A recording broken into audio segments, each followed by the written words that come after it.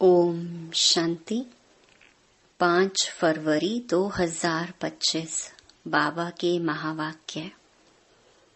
मीठे बच्चे, इस शरीर रूपी कपड़े को यहाँ ही छोड़ना है, इसीलिए इससे ममत्व मिटा दो।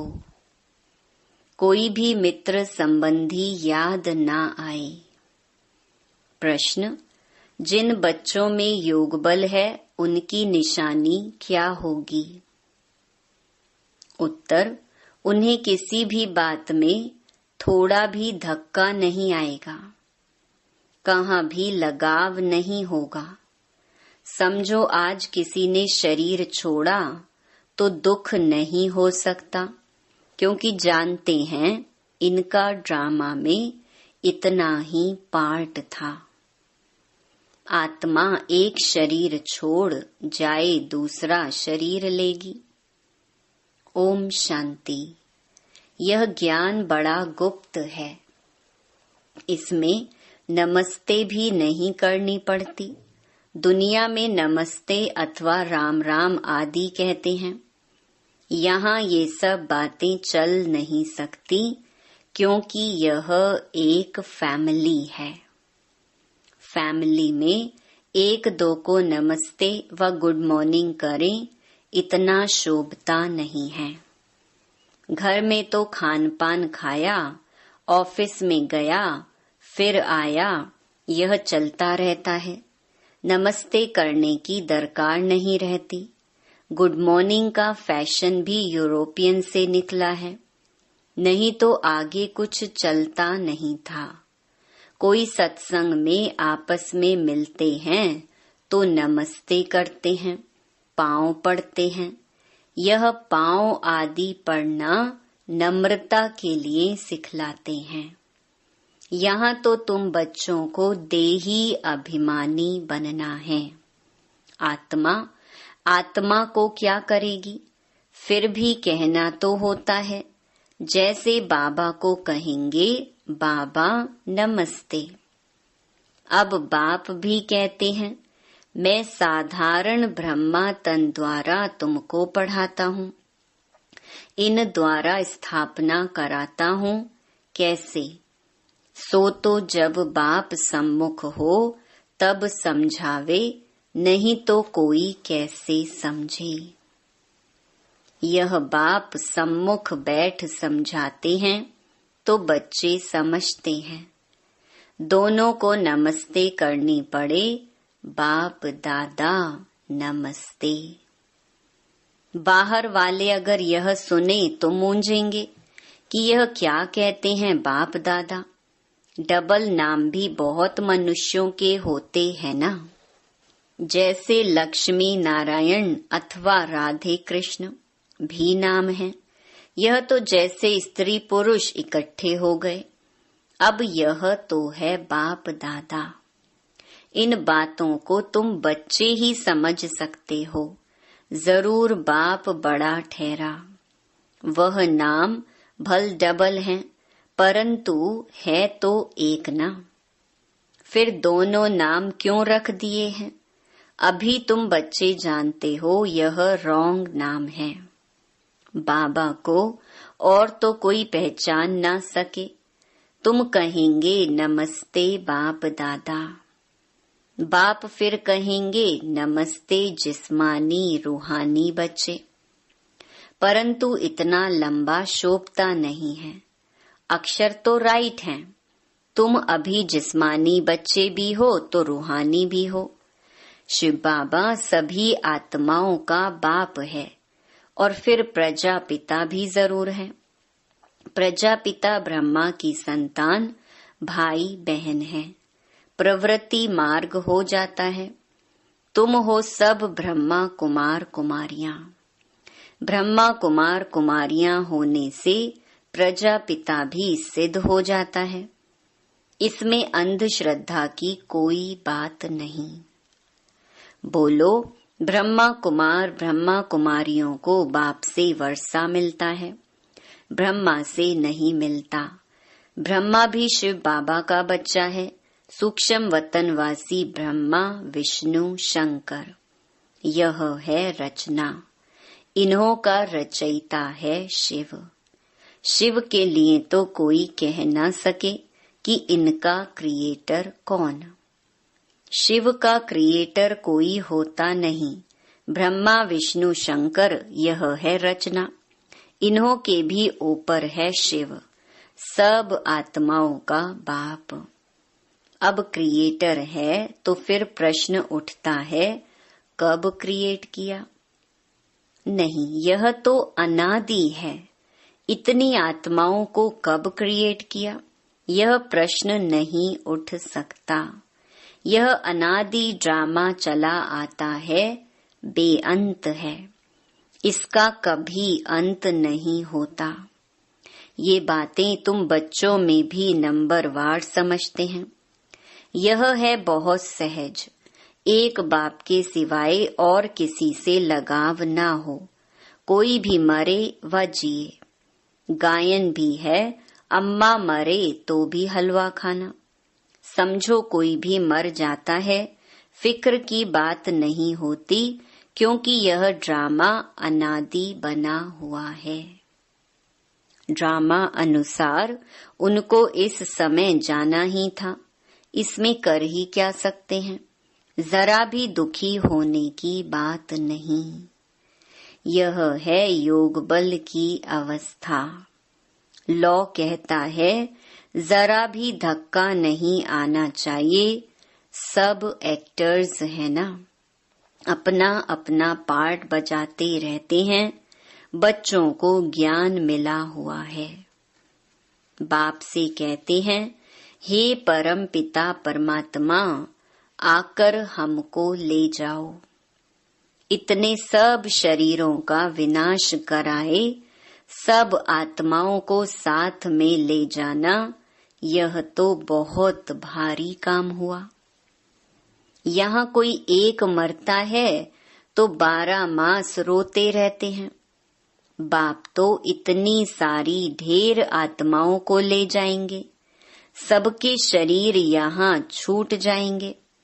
बच्चे जानते हैं यह महाभारत लड़ाई लगती है तो मच्छरों सदृश्य जाते रहते हैं। नेचुरल कैलेमिटीज भी आने की है। ये सारी दुनिया बदलती है। अभी देखो इंग्लैंड, रशिया आदि कितने बड़े बड़े हैं।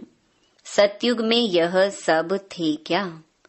दुनिया में यह भी किसकी बुद्धि में नहीं आता कि हमारे राज्य में यह कोई भी थे नहीं। एक ही धर्म, एक ही राज्य था। तुम्हारे में भी नंबरवार हैं जिनकी बुद्धि में अच्छी रीति बैठता है। अगर धारणा हो तो वह नशा सदैव चढ़ा रहे। नशा कोई को बहुत मुश्किल चढ़ा रहता है। मित्र संबंधी आदि सब तरफ से याद निकालकर एक बेहद की खुशी में ठहर जाएं, बड़ी कमाल है। हाँ, यह भी अंत में होगा। पिछाड़ी में ही कर्मातीत अवस्था को पा लेते हैं। शरीर से भी भान टूट जाता है। बस अभी हम जाते हैं। यह जैसे कॉमन हो जाएगा, जैसे नाटक वाले पार्ट बजाए फिर जाते हैं घर। यह देह रूपी कपड़ा तो तुमको यहाँ ही छोड़ना है। यह कपड़े यहाँ ही लेते हैं, यहाँ ही छोड़ते हैं। ये सब नई बातें तुम्हारी बुद्धि में हैं और किसकी बुद्धि में नहीं। अल्फ और बे। अल्फ है सबसे ऊपर में। कहते भी हैं ब्रह्मा द्वारा स्थापना, शंकर द्वारा विनाश, विष्णु द्वारा पालना। अच्छा, बाकी शिव का काम क्या है? ऊंचते ऊंच शिव बाबा को कोई भी जानते नहीं। कह देते वह तो सर्वव्यापी है। ये सब उनके ही रूप हैं। सारी दुनिया की बुद्धि में यह पक्का हो गया है। इसीलिए सब तमो प्रधान बने हैं। बाप कहते हैं सारी दुनिया दुर्गति को पाई हुई है, फिर हम ही आकर सबको सद्गति देते हैं। अगर सर्वव्यापी है तो क्या सब भगवान ही भगवान है? एक तरफ कहते ऑल ब्रदर्स, फिर कह देते ऑल फादर्स, समझते नहीं हैं। अब तुम बच्चों को बेहद का बाप कहते हैं, बच्चे मुझे याद करो तो तुम्हारे विकर्म विनाश होंगे। तुम्हें इस दादा को व मम्मा को भी याद नहीं करना है। बाप तो कहते हैं कि ना मम्मा ना बाबा, कोई की महिमा कुछ भी नहीं। शिव बाबा ना होता तो यह ब्रह्मा भी क्या करता? इनको याद करने से क्या होगा? हाँ, तुम जानते हो इन द्वारा हम बाप से वर्षा ले रहे हैं। इनसे नहीं, यह भी उनसे वर्षा लेते हैं, तो याद उनको करना है। यह तो बीच में दलाल है। बच्चे और बच्ची की सगाई होती है, तब याद तो एक दूसरे को करेंगे ना। शादी कराने वाला तो बीच में दलाल ठहरा। इन द्वारा बाप तुम आत्माओं की सगाई अपने साथ कराते हैं। इसीलिए गायन भी है सतगुरु मिला दलाल के रूप में। सतगुरु कोई दलाल नहीं है, सतगुरु तो निराकार है। भल गुरु ब्रह्मा गुरु विष्णु कहते हैं, परंतु वह कोई गुरु है नहीं। सतगुरु एक बाप ही है जो सर्व की सद्गति करते हैं। बाप ने तुमको सिखाया है, तब तुम औरों को भी रास्ता बताते हो और सबको कहते हो कि देखते हुए भी नहीं देखो।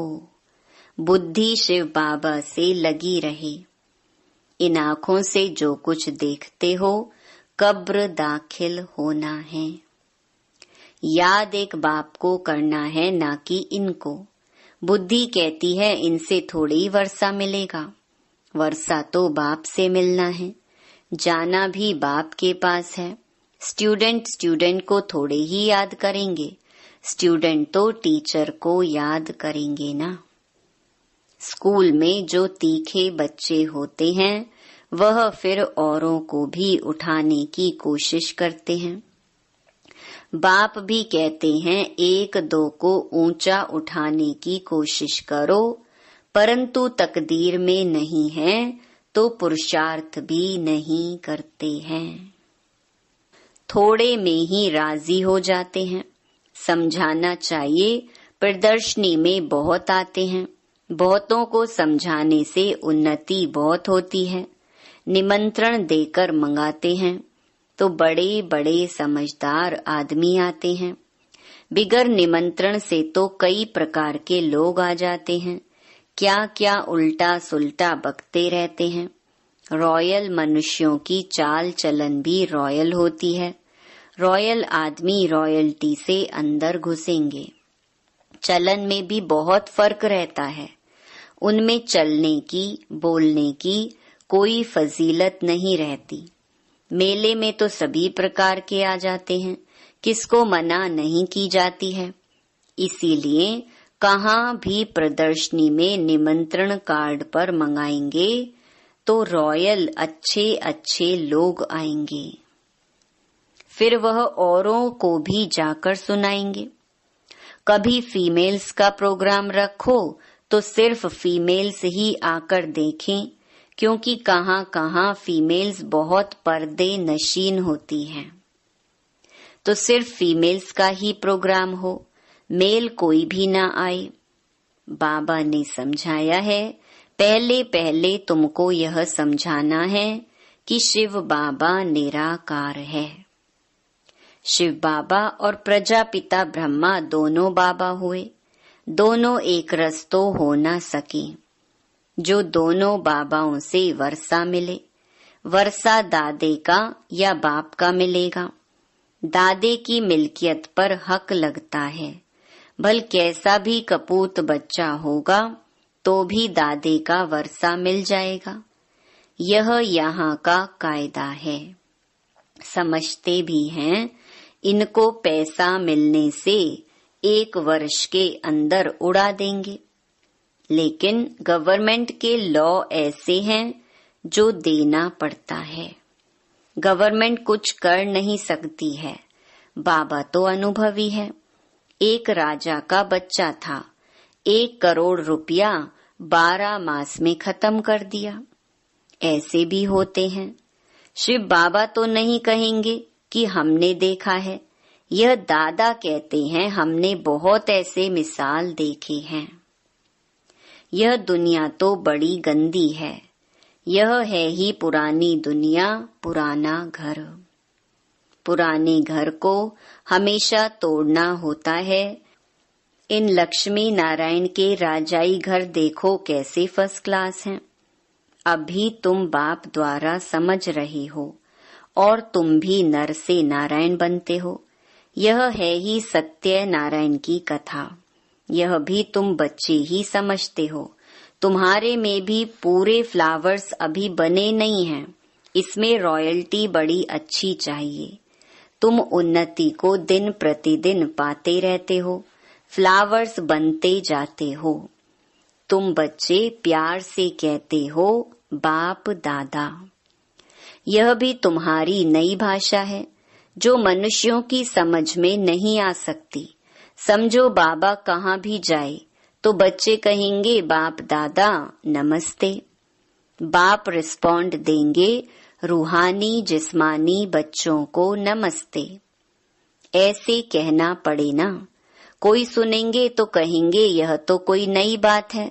बाप दादा इकट्ठे कैसे कहते हैं? बाप और दादा दोनों एक कभी होते हैं क्या? नाम भी दोनों के अलग हैं। शिव बाबा, ब्रह्मा दादा। तुम इन दोनों के बच्चे हो। तुम जानते हो इनके अंदर शिव बाबा बैठा है। हम बाप दादा के बच्चे हैं। यह भी बुद्धि में याद रहे तो खुशी का पारा चढ़ा रहे और ड्रामा पर भी पक्का रहना है। समझो कोई ने शरीर छोड़ा, जाकर दूसरा पार्ट बजाएंगे। हर एक आत्मा को अविनाशी पार्ट मिला हुआ है। इसमें कुछ भी ख्याल होने की दरकार नहीं। उनको दूसरा पार्ट जाए बजाना है, वापिस तो बुला नहीं सकते। ड्रामा है ना, इसमें रोने की कोई बात नहीं। ऐसी अवस्था वाले ही निर्मोही राजा जाकर बनते हैं। सतयुग में सब निर्मोही होते हैं। यहाँ कोई मरता है तो कितना रोते हैं। बाप को पा लिया तो फिर रोने की दरकार ही नहीं। बाबा कितना अच्छा रास्ता बताते हैं। कन्याओं के लिए तो बहुत अच्छा है। बाप फालतू पैसे खर्च करे और तुम जाकर नर्क में पड़ो। इससे तो बोलो हम इन पैसों से रूहानी यूनिवर्सिटी कम हॉस्पिटल खोलेंगे। बहुतों का कल्याण करेंगे तो तुम्हारा भी पुण्य हमारा भी पुण्य हो जाएगा। बच्चे खुद भी उत्साह में रहने वाले हो कि हम भारत को स्वर्ग बनाने के लिए तन मन धन सब खर्च करेंगे। इतना नशा रहना चाहिए। देना हो तो दो, ना देना हो तो ना दो। तुम अपना कल्याण और बहुतों का कल्याण करने नहीं चाहते हो। इतनी मस्ती होनी चाहिए। खास कुमारियों को तो बहुत खड़ा होना चाहिए। अच्छा, मीठे मीठे सिकिलधे बच्चों प्रति माता पिता बाप दादा का याद प्यार और गुड मॉर्निंग। रूहानी बाप की रूहानी बच्चों को नमस्ते। धारणा के लिए मुख्य सार। पहला, अपनी चाल चलन बहुत रॉयल रखनी है। बहुत फजीलत से बातचीत करनी है। नम्रता का गुण धारण करना है। दूसरा, इन आँखों से जो कुछ दिखाई देता है ये सब कब्र दाखिल होना है, इसीलिए इसको देखते भी नहीं देखना है। एक शिव बाबा को ही याद करना है, किसी देहधारी को नहीं। वरदान, मास्टर ज्ञान सागर बन गुड़ियों का खेल समाप्त करने वाले, स्मृति सो समर्थ स्वरूप भव। जैसे भक्ति मार्ग में मूर्ति बनाकर पूजा आदि करते हैं, फिर उन्हें डुबो देते हैं, तो आप उसे गुड़ियों की पूजा कहते हो। ऐसे आपके सामने भी जब कोई निर्जीव आसार बातें, ईर्ष्या, अनुमान, आवेश आदि की आती हैं और आप उनका विस्तार कर अनुभव करते या कराते हो कि यही सत्य है, तो यह भी जैसे उनमें प्राण भर देते हो। फिर उन्हें ज्ञान सागर बाप की याद से बीती सो बीती कर स्व उन्नति की लहरों में डुबोते भी हो। लेकिन इसमें भी टाइम तो वेस्ट जाता है ना। इसीलिए पहले से ही मास्टर ज्ञान सागर बन स्मृति सो समर्थी भव के वरदान से इन गुड़ियों के खेल को समाप्त करो। स्लोगन, जो समय पर सहयोगी बनते हैं उन्हें एक का पदम गुणा फल मिल जाता है। अव्यक्त इशारे, एकांत प्रिय बनो, एकता और एकाग्रता को अपनाओ। जो भी राजनेताएं व धर्म नेताएं हैं उन्हों को पवित्रता और एकता का अनुभव कराओ। इसी की कमी के कारण दोनों सत्ताएं कमजोर हैं। धर्म सत्ता को धर्म सत्ता हीन बनाने का विशेष तरीका है पवित्रता को सिद्ध करना और राज्य सत्ता वालों के आगे एकता को सिद्ध करना। अच्छा, ओम शांति।